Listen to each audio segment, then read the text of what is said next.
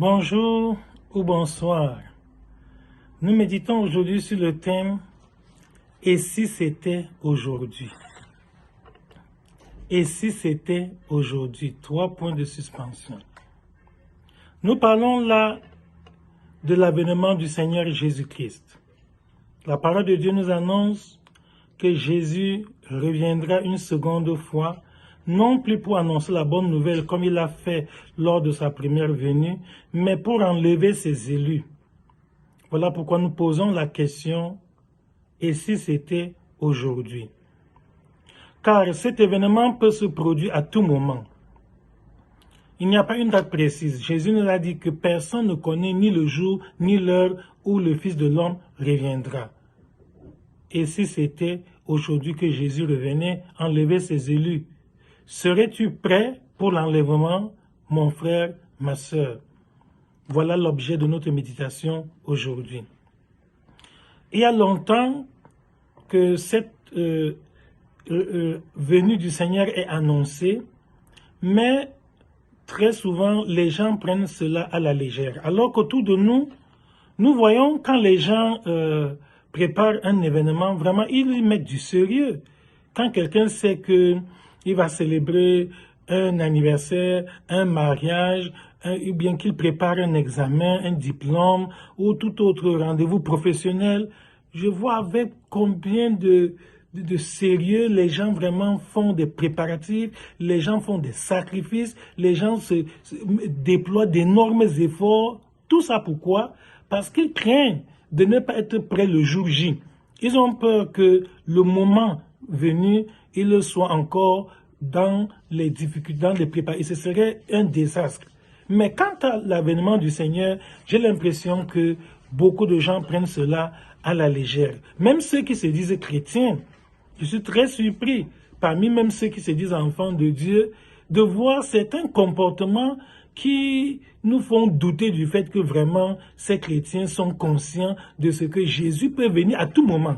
Oui, c'est-à-dire que même maintenant, pendant que nous sommes en train de suivre ce message, la trompette peut sonner et le Seigneur revient pour enlever ses élus à sa rencontre dans les heures.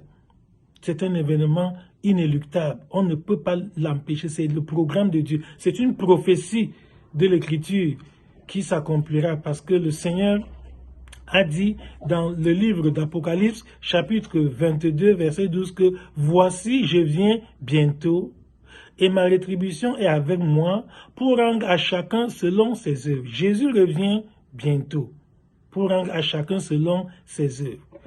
Quand donc, nous qui nous disons chrétiens, nous dormons avec la colère dans le cœur, savons-nous que si Jésus revient la nuit te trouver avec cette colère dans le cœur, tu ne seras pas enlevé? Car il déclare très bien de manière péremptoire que aucune souillure n'entrera dans le royaume de Dieu. Aucune souillure n'entrera dans le royaume de Dieu, que ce soit une petite souillure ou une grande souillure. Toi qui gardes rancune à ton frère, toi qui discutes avec ton frère jusqu'à ce que vous vous séparez en queue de poisson, si Jésus revient à cet instant-là, vous aurez encore le temps de vous retrouver pour vous réconcilier, pour vous pardonner, pour vous entendre encore avant d'être enlevé à la rencontre du Seigneur dans les airs. Loin de là, ce ne sera pas possible. Donc celui qui est sage vit comme si à tout moment le Seigneur va revenir. Voilà l'homme sage, c'est ça ce que veut dire être éveillé. Être éveillé veut dire qu'on se sanctifie en permanence. Être éveillé signifie que tu te sanctifies jour après jour. La sanctification n'a pas de congé ni de vacances. Un vrai chrétien ne prend jamais de congé pour sa sanctification. Pourquoi? Parce que cela peut être fatal. Il a dit que 2 hommes seront en train de travailler. L'un sera pris, l'autre sera laissé. 2 personnes seront sur le même lit. Certainement 2 conjoints, un homme et son épouse. Et l'un sera pris et l'autre sera laissé. Donc ça veut dire que c'est un événement pour lequel nous devons nous préparer dès maintenant. Et si c'était aujourd'hui? Lisons la parole de Dieu dans 2 Pierre chapitre 3 à partir du verset 9. 2 Pierre chapitre 3 à partir du verset 9. Parce que beaucoup de gens tendent aujourd'hui à se lasser, à dire que bon, ça fait longtemps qu'on annonce que le Seigneur Jésus va revenir. Jusqu'à présent, il n'y a rien. Et finalement, beaucoup pensent que ce n'est pas vrai. que cette prophétie ne s'accomplira plus. Loin de là, c'est une erreur monumentale. Revenons dans le texte des Écritures. Dans 2 Pierre, chapitre 3, à partir du verset 8, il est écrit « Mais il est une chose bien-aimée que vous ne devez pas ignorer. C'est que devant le Seigneur, un jour est comme 1000 ans, et 1000 ans sont comme un jour. Le Seigneur ne tarde pas dans l'accomplissement de la promesse, comme quelques-uns le croient effectivement. Beaucoup de gens croient aujourd'hui que ça fait plus de 2000 ans qu'on annonce que Jésus va revenir et on ne voit rien. Non, c'est une promesse certaine qui va s'accomplir. L'avènement du Seigneur ne fait point de doute. Mais il use de patience envers vous, ne voulant pas qu'aucun périsse, mais voulant que tous arrivent à la repentance. Alléluia. Donc Dieu use de patience envers chacun de nous. Parce que Dieu, dans son amour infini, ne veut pas la mort d'un pécheur. Dieu veut que tout pécheur se repente et qu'il ait la vie. C'est pour ça que jusqu'à présent, Jésus n'est pas encore revenu. Parce que Dieu use de patience. Parce qu'il ne veut pas que quelqu'un périsse. Il veut donner le temps à chacun de nous de se réconcilier avec Dieu. Toi qui écoutes l'évangile et qui remets toujours ton salut à demain, que oui, j'ai compris, je vais voir après, je vais réfléchir sur ça après, prends garde. Car l'avènement du Seigneur peut te surprendre pendant que tu n'as pas encore fait la paix avec Dieu et ce serait dommage pour l'éternité. C'est-à-dire que c'est une faute irréparable. Tu n'auras plus jamais l'occasion de revenir et de changer ta situation. Parce que dès que tu quittes le temps pour entrer dans l'éternité, il n'y a plus de changement possible. Si même nous, les survivants, nous mettons encore à prier pour toi, c'est une peine perdue. Prier pour les morts, c'est une perte de temps. Pourquoi? Parce que quand quelqu'un a déjà rendu le dernier soupir, son sort est irrémédiablement scellé. Il n'y a plus rien à faire. Donc, même si le Seigneur Jésus ne revient pas encore, la mort peut te surprendre à tout moment. Personne ne connaît le jour de sa mort, ni même dans quelles circonstances il mourra. Nous avons beaucoup d'hommes qui ont quitté ce monde brusquement, alors qu'ils avaient encore des projets pour plusieurs années, alors qu'ils prévoyaient encore réaliser de grandes ambitions. Et la mort les a surpris en cours de travail. C'est comme ça. Donc celui qui est sage, c'est que la mort peut venir à tout instant. Je peux être rappelé, Dieu peut me rappeler à lui à tout moment. Je ne connais pas le jour ni l'heure. Et pour être sage, mieux vaut donc que je sois prêt à tout instant, en sorte que si la mort vient me prendre, je suis prêt. Si c'est l'avènement du Seigneur qui arrive, je suis prêt pour l'enlèvement. Et si c'était aujourd'hui que Dieu te rappelait à lui, mon frère, ma soeur, et si c'était aujourd'hui que la mort te surprenait, et si c'était aujourd'hui que Jésus revenait du ciel pour enlever ses élus, quel serait ton sort? Réfléchis et prends la bonne décision dès maintenant. Le jour du Seigneur viendra comme un voleur, c'est-à-dire à l'improviste, de manière inattendue. Quand un voleur vient chez toi, il ne t'avertit pas, il ne te donne pas un préavis, non, ça surprend tout le monde. En ce jour, les cieux passeront avec fracas, les éléments embrasés se dissoudront, la terre avec les œuvres qu'elle renferme sera consumée. C'est-à-dire tout ce que nous voyons de nos yeux là, que ce soit les maisons, les voitures, tout ça ça va passer. Donc ne nous laissons plus distraire, ne nous laissons plus vraiment dans la folie, ne soyons pas des insensés. Ecclésiaste a dit vanité des vanités, tout est vanité, tout ce que nous poursuivons là, c'est la vanité. Et poursuivre du vent, et que nous ne pouvons, on n'a jamais vu quelqu'un qui a pu attraper le vent. Ce n'est pas nous qui le ferons l'extraordinaire. Nous sommes tous des pauvres pécheurs qui doivent chercher à se réconcilier avec Dieu le plus tôt possible, avant qu'il ne soit trop tard. Et si c'était aujourd'hui que Jésus revenait enlever ses élus, toi qui as même des membres de ta famille avec qui tu ne t'entends pas, et tu dis ça ne fait rien, ça fait quelque chose. Il est temps de les contacter pour que vous vous réconciliez. Parce que si la mort survient là, ou bien si Jésus revient, tu n'auras plus le temps d'aller voir les membres de ta famille pour que vous vous réconciliez, pour que vous vous pardonniez, afin que tu sois enfin prêt pour le salut, pour l'éternité. Non. Donc, un vrai chrétien, une personne sage, doit toujours vivre l'instant présent comme si c'est le dernier instant pour lui.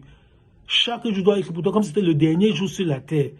C'est bien que, avant que tu ne te couches, sois sûr que ta conscience est libre, que ton cœur n'est pas surchargé, que tu ne gardes la colère envers personne, que tu n'as gardé rancune à personne, que tu ne nourris des sentiments de vengeance envers personne, que tu as une conscience libre. Parce que seuls ceux qui ont une conscience libre pourront être enlevés. Tous ceux qui ont le cœur chargé de péché, chargé de rancune, chargé de jalousie, chargé de beaucoup de désirs de vengeance. Si le Seigneur revient, il ne t'enlèvera pas. Donc voici le moment où nous devons sortir de la distraction, car beaucoup de chrétiens aujourd'hui sont distraits. Beaucoup de chrétiens oublient que Jésus revient bientôt. Plusieurs d'entre eux disent, je vais voir après, je vais faire après. Ce n'est pas bon de remettre à demain ce que tu peux faire aujourd'hui, parce que tu ne sais pas ce qu'une nuit peut affronter. Les circonstances peuvent changer. La situation peut devenir pire qu'elle ne l'est maintenant. Donc le temps favorable, c'est maintenant. Le temps favorable, c'est aujourd'hui. Ne remets plus à demain, ne te laisse plus vaincre par la procrastination, le fait de toujours remettre à plus tard ce que tu pouvais faire à l'instant. Verset 11, 2 Pierre chapitre 3, verset 11. Puisque donc toutes ces choses doivent se dissoudre, qu'elles ne doivent pas être la sainteté de votre conduite et votre piété, tandis que vous attendez et hâtez l'avènement du jour de Dieu. Nous devons donc être sages, savoir que tout ce qui nous trompe les yeux, là, ça va passer. Rien ne pourra rester. Et la seule chose qui est importante, c'est le salut de ton âme. C'est pour cette raison que la Bible dit que nous devons nous sanctifier chaque jour, être prêts chaque jour, parce que la trompette peut sonner à tout moment.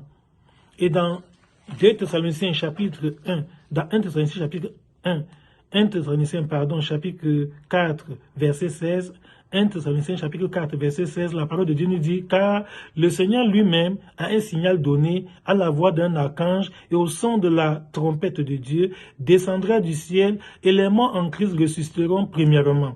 Verset 17, 1 Thessaloniciens chapitre 4, verset 17, ensuite, nous les vivants qui serons restés, nous serons tous enlevés avec eux dans les nuées à la rencontre du Seigneur dans les airs. Et ainsi nous serons toujours avec le Seigneur. Alléluia. Voilà la promesse certaine que Dieu nous a faite, que quand Jésus reviendra, tous les élus seront enlevés. La grande question est de savoir, est-ce que tu seras du nombre de ceux que Jésus va enlever? Ce n'est pas ce jour-là que tu vas chercher à savoir. C'est dès maintenant qu'à base des Saintes Écritures, tu peux examiner ta vie et voir si tu mènes une vie digne de l'Évangile. Si vraiment tu es un chrétien éveillé qui peut être enlevé à tout moment à la rencontre du Seigneur. Donc voici le moment favorable. Ne regarde pas seulement ton passé.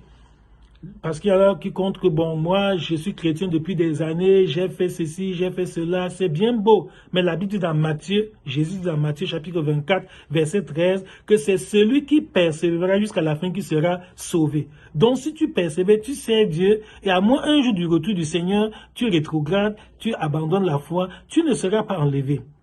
Si tu es même né dans la foi, tu as grandi dans la foi, tu as vraiment donné ta vie au Seigneur, et maintenant, à moins quelques jours de ton départ, tu te décourages à cause des difficultés de la vie et tu sombres aussi dans la souillure, dans la corruption et les choses du monde, sache que tu vas perdre ta part. C'est pour ça que dans Apocalypse chapitre 3, verset 11, la Bible dit que retiens ce que tu as afin que personne ne prenne ta couronne. Retiens ce que tu as afin que personne ne prenne ta couronne. Retiens ce que tu as. Ce que tu as appris est précieux. La foi que tu as est précieuse. C'est-à-dire que la grâce de Dieu que tu as est précieuse. Retiens ça. Que personne ne prenne ta couronne. Que le découragement ne prenne pas ta couronne. Que les plaisirs du monde, que la recherche de l'argent, la recherche des biens matériels ne te fasse pas perdre ta couronne. Ne compromets pas ta foi à cause des biens périssables et passagers qui vont être consumés par le feu quand Jésus reviendra. Beaucoup de chrétiens aujourd'hui remettent en cause leur salut tout simplement parce qu'ils veulent avoir un peu d'argent. Non, ce n'est pas bien. Ils veulent gagner une position sociale, ils veulent une promotion. Retiens ce que tu as, que personne ne prenne ta couronne. Donc toi qui es sauvé, veille, continue à te sanctifier, sers ton Dieu avec persévérance comme Daniel. Ne te relâche pas, ne te décourage pas malgré les difficultés. Il a dit, Jésus nous a averti que vous aurez des tribulations dans le monde, mais prenez courage car j'ai vaincu le monde. Donc ce n'est pas une surprise que nous ayons des difficultés. La persécution est normale. Paul a dit que tous ceux qui veulent vivre pieusement en Jésus-Christ seront persécutés. Donc c'est une évidence. que si tu sers Dieu avec intégrité, tu seras persécuté, pas seulement par les païens, par les incroyants qui ne connaissent pas la parole, tu seras persécuté même par d'autres personnes qui se disent chrétiens comme toi, par ceux qui se disent même serviteurs de Dieu comme toi, ils vont te persécuter. Et c'est à toi de tenir ferme, de ne pas te laisser décourager, ni intimider, ni refroidir par tous ces combats de l'intérieur comme de l'extérieur. C'est pour ça que Paul a dit que nous devons être fermes, nous devons surmonter lutte au dehors et crainte au dedans. Donc, redouble d'ardeur dans ta sanctification. Prends soin de toujours conserver une bonne relation personnelle avec Dieu. Parce que Dieu veille sur sa parole pour l'exécuter. C'est Jérémie chapitre 1, verset 12. Que Dieu veille sur sa parole pour l'exécuter. Donc, si ce même Dieu qui avait annoncé le premier retour du Seigneur Jésus a tenu parole. Et Jésus est effectivement venu, il a prêché l'évangile et il est mort pour nos péchés. Le même Dieu qui a annoncé la seconde venue du Christ va également accomplir sa parole. C'est pour ça que ne te laisse pas distraire, sois sage, parce que ça peut arriver à tout moment. Le péché ne peut pas te satisfaire. D'autres ont péché avant toi et ils sont morts sans avoir été satisfaits. Donc, seul Jésus donne un sens à la vie de l'homme. Ce n'est que quand tu es réconcilié avec Dieu que tu as la vraie paix. Tout ce que les gens font là-dedans, c'est de la tromperie. Le diable se déguise en ange de lumière pour faire croire aux hommes que sans Christ, on peut être heureux. Ce n'est pas possible. Le seul bonheur ne peut être expérimenté qu'en Jésus. Donc Dieu nous a déjà donné beaucoup de signes pour prouver que l'avènement du Seigneur est proche. Dans Matthieu chapitre 24, nous voyons comment Jésus, répondant à la question de ses disciples, qui lui demandaient quels sont les signes avant-coureurs de la fin du monde, Jésus leur a dit qu'il y aura des guerres, des bruits de guerre, des tremblements de terre, des famines, un royaume contre un royaume. Et tous ces signes que le Seigneur avait prédit, nous les voyons s'accomplir sous nos yeux. Donc, à tout moment, le Seigneur peut revenir. Mais entre-temps, comme Dieu est bon et il ne veut pas que quelqu'un périsse, il ne veut pas la mort d'un pécheur, la patience de Dieu se prolonge envers toi et moi, mon frère, pour que nous nous rattrapions. Ça, c'est un temps de rattrapage actuellement là. Ce temps que Dieu nous donne pour vivre, c'est un temps que chacun puisse se rattraper et se réconcilier avec Dieu et mener une vie digne de l'évangile et être prêt à tout moment parce que l'avènement du Seigneur peut survenir n'importe quand. Et tu partiras. Si même Jésus ne revient pas encore, la mort peut te prendre à tout moment et tu iras seul, tu quitteras ce monde seul parce que tu es venu seul. Et tu te comparaîtras seul devant le tribunal de Dieu. Tous les gens que tu crains là, que si je crois, tel va dire que quoi, qu'est-ce que mes amis, ma famille, etc. Tous ces gens-là ne viendront pas assurer ta défense devant le tribunal de Dieu. Tu comparaîtras seul devant le tribunal de Christ. Donc sois sage, il est de ton intérêt de donner ta vie à Jésus et de servir Dieu avec persévérance jusqu'au jour où il va te rappeler à lui. Et je répète que non seulement tu seras seul, mais tu iras main vide. Quand la mort viendra, tu ne prendras rien. Personne ne prendra ses biens. Même si tu as des voitures ou des maisons, tu ne prendras rien de tout cela. Tu es venu nu sur la terre, main vide, et tu rentreras nu, main vide. Tu ne prendras rien. Donc voici le moment favorable. Dieu t'aime, mon frère. Dieu t'aime, ma soeur. Et dans cet amour infini, Dieu t'a tout donné.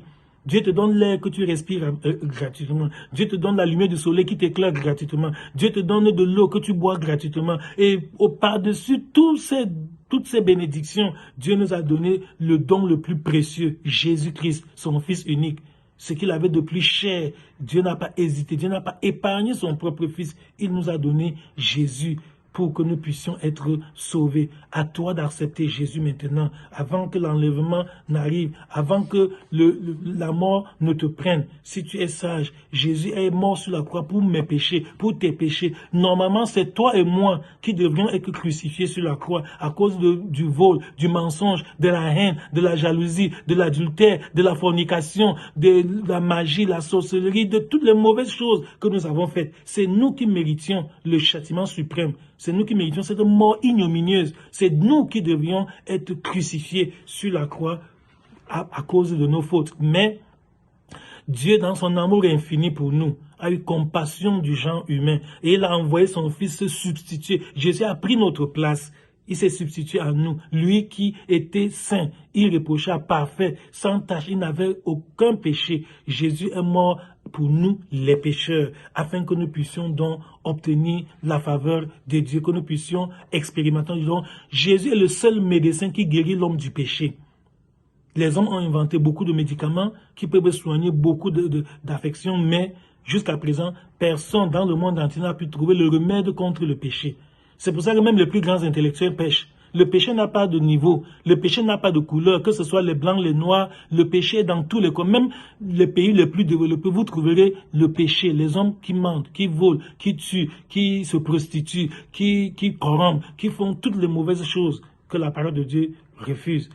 Donc, le péché n'est pas fonction du niveau intellectuel ou bien peut-être de la richesse matérielle ou de la couleur de la peau ou de l'âge. Non, que ce soit les vieux ou les jeunes, le péché est général.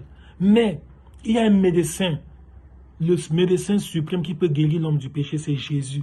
Donne ta vie à Jésus maintenant. Je sais que tu as lutté pendant longtemps pour abandonner le péché. Par tes propres forces, tu ne peux pas y parvenir. Tu fais des efforts, tu prends de bonnes décisions, mais après tu retombes, tu rechutes, parce que la nature humaine est corrompue. L'homme est né pécheur. Depuis la chute de nos premiers parents, Adam et Ève, le genre humain est mal parti. Donc voici le moment de cesser de te battre toi-même. Tu ne peux pas te sauver toi-même. Si tu pouvais te sauver toi-même, Dieu n'aurait pas envoyé Jésus mourir sur la croix pour nos péchés. Le Seigneur a connu notre misère, notre incapacité de nous tirer d'affaire. Il a envoyé son Fils pour qu'il soit la rançon de nos péchés. Donc voici, la patience de Dieu se prolonge pour toi. Mais pour combien de temps encore, je ne le sais pas. À tout moment, la mort ne donne pas de préavis. La mort n'avertit pas quelqu'un avant de vivre. À tout moment, cela peut arriver. Et le retour du Seigneur est très imminent. C'est-à-dire qu'à tout moment, nous pouvons entendre le son de la trompette. La trompette peut sonner. Et seuls ceux qui sont prêts seront enlevés. Je ne sais pas si tu seras de leur nom. Voici le moment favorable de te réconcilier avec Dieu parce que tu risques de rater le plus grand événement de l'histoire. Et si tu rates cela, c'est une faute irréparable. Ce sera une situation irréversible que rien ne peut plus changer. Et si c'était aujourd'hui? Mon frère et ma soeur, médite là-dessus. C'est aujourd'hui que Jésus venait enlever ses élus. Toutes les décisions que tu prends, si Jésus vient te trouver avec des décisions que tu as prises contre ton frère, contre ta soeur, contre tel, les menaces que tu profères aux gens, vraiment tout ça. Si Jésus vient te trouver avec un tel cœur, est-ce qu'un tel cœur peut être enlevé au ciel? Le même Dieu qui a dit qu'aucune souillure n'entre dans le royaume de Dieu, va-t-il changer sa parole à cause de toi? Non, la parole de Dieu est immuable, elle ne change pas. Et si c'était aujourd'hui que Jésus venait enlever ses élus, est-ce que tu serais prêt pour l'enlèvement? La question t'est posée, la réponse ne peut venir que de toi et de toi seul. Personne d'autre ne peut répondre à cette question à ta place. Donc, voici le moment favorable de te rattraper, de sortir de la discrétion, d'abandonner le découragement et de te concentrer pour avoir une bonne relation personnelle avec Dieu, afin que lorsque la trompette sonnera, que tu sois enlevé avec tous les autres élus à la rencontre du Seigneur Jésus dans les heures. Le vœu de mon cœur et ma prière à Dieu et que tu sois prêt pour le jour de l'enlèvement. Que cette parole t'aide à abandonner toutes les souillures, tout ce qui peut te freiner, tout ce qui peut te déranger, tout ce qui peut entraver ta marche avec Dieu. Ma prière est que par ce message, tu gardes ta couronne, que rien ne te fasse perdre ta couronne et qu'en ce jour-là, ta place ne soit pas vide autour du banquet de l'agneau, que tu ne manques pas, que tu sois présent pour partager la joie éternelle, le bonheur infini avec le Seigneur pour l'éternité. Que le Seigneur te bénisse par cette parole au nom de Jésus-Christ. Amen. Amen.